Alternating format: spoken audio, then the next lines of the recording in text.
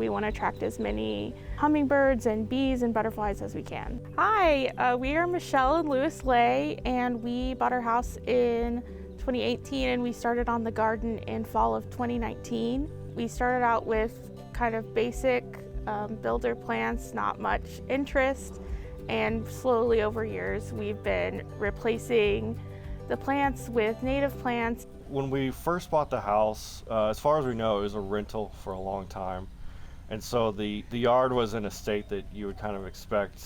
There wasn't much here. We had the trees, we had the Cenizo, but pretty much everything else we ripped out and replaced. We started with a lot of the adapted plants, and we noticed that by the end of the summer, a lot of them were starting to look really bad or dying. And so that's when we kind of made the move to all native plants, because they can take the heat without us having to water it every day. We have mainly clay soil, but there's a variety of different conditions. So our front yard is gently sloping down, so it is a little bit better drained, and then there's other portions in our yard where it's a little bit of a denser clay soil. So you really need to experiment with your plants and see which plants can tolerate that dense clay and which need better drainage. And then a lot of parts of our yard, because we are so close to the Edwards Plateau, have a lot of limestone within the clay. So depending on the exact location, it can be clay or a little bit rocky. Our yard is a mix of Bermuda, horse herb, some other random grasses. It's too much to fight the Bermuda to get it all out, so we just treat it as this a mix of everything in the yard and mow it as if it's, a turf lawn. I think for, kind of separating stuff out, it's good to have a barrier to be able to mow and edge against. So for our foundation bed, it started out with a lot of old hedges, and we didn't like that the hedges were covering up our windows and blocking our light in the house.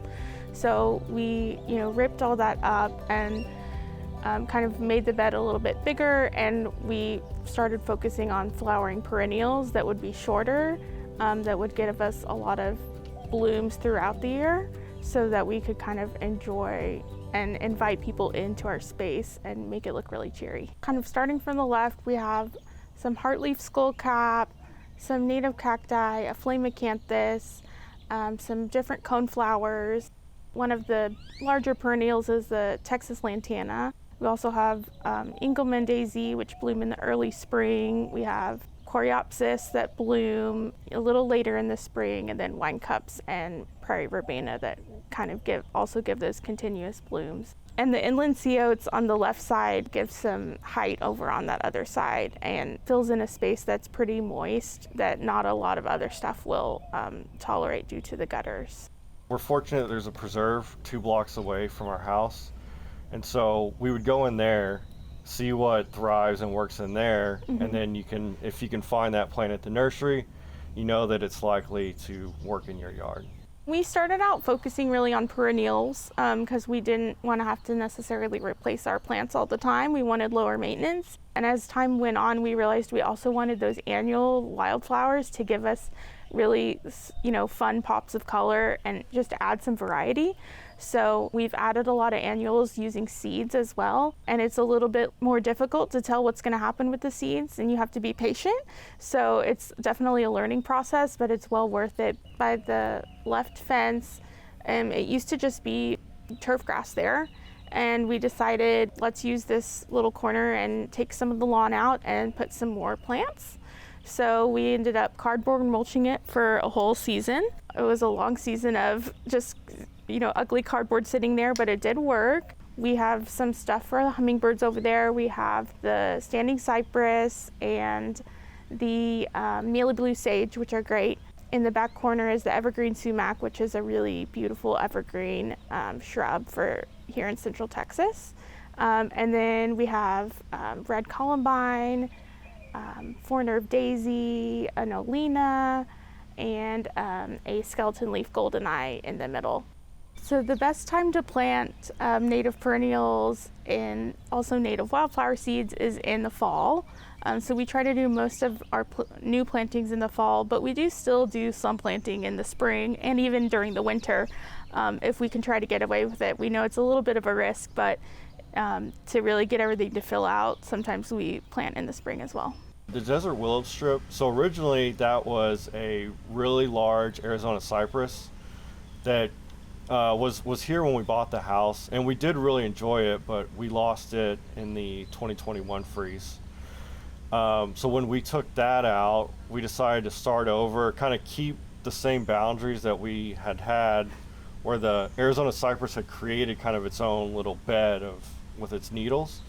So we replaced it with the desert willow, and then kind of just surrounded it with perennials, and then in the spring we have lots of wildflowers to fill in. The woolly ironweed should be really fun when it starts blooming. It gets bright purple blooms and attracts a lot of pollinators. We started going to Native Plant Society local chapter meetings and started learning a lot more through that venue, and that's been really, really helpful. And then I also got more and more interested in volunteering and completed Texas Master Naturalist training in 2022. So the right driveway strip started with really just that large Cenizo and a couple of Salvia greggii. When we first moved in, we weeded it, and then over time we just started adding to it. It really does draw neighbors into our yard. A lot of times if I'm out there weeding and someone's walking their dog, they'll stop and look at the flowers, and it'll start up a conversation. Right at the curb, we have kind of a micro prairie where we have grasses, wildflowers, a lot of prairie plants in there in front of the Cenizo. We don't have a sprinkler system here, and it's not really practical for us to install one in this small of a yard. So we really just do everything by hand. So that means some intensive watering right when things are planted for about a week or two, and then we kind of let them gradually, wean off of any watering. And so most of our plants don't get supplemental watering other than in the middle of the summer if it's, very, very dry. As you enter into our backyard, we have 2 strips on either side of the sidewalk where we have dappled shade. So we've really filled those up with a lot of dense native plants, and including some hummingbird plants. We love to attract the hummingbirds and see those every day. My office overlooks those gardens, so it's really fun to see the birds there. We have an area in progress that we are planning to turn into a rain garden. Our goal with that will be to dig that out a little further deeper and capture stormwater as it runs off.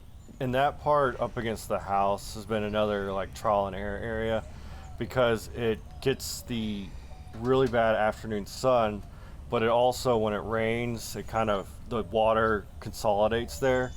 So you have to find plants that can deal with the dryness and the sun, as well as can deal with periodic flooding. Well, the wildflowers are all really vibrant right now in the spring, in parts of the middle of summer, and also in the late fall and winter. They will start to look different. So they'll be more brown, they'll be going to seed, they might be going dormant if it's too dry. So part of what we want to do to maintain habitat is to let those seeds be, so we don't necessarily immediately cut everything down as soon as it starts to look brown. You can leave some of the messy parts for wildlife and still have a good relationship with your neighbors. When I started my Instagram account for the garden, I called it False Dayflower. That was the first wildflower that popped up in the yard, and I thought it was kind of a nice name to use for the account.